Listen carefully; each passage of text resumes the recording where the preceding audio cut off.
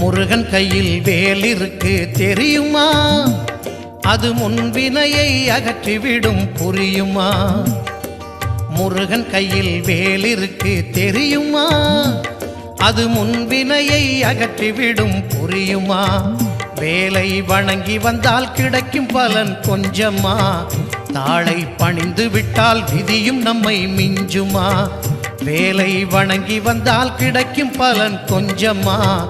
தாளை பணிந்து விட்டால் விதியும் நம்மை மிஞ்சுமா?